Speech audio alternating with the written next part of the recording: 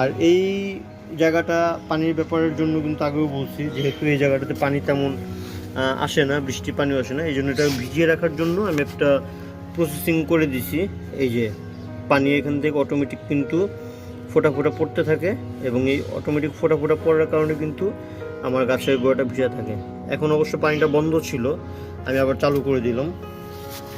বিকেল পর্যন্ত হয়ে যাবে। আবার বিকেলবেলা হয়তো 1 বোতল পানি যদি আমি এখানে দিয়ে দিই 2 লিটারের, তাহলে সারাদিন কভার হবে। এতে করে গাছ দেখেন কি পরিমাণ সতেজ, আমার সাইডগুলো ভিজতেছে না।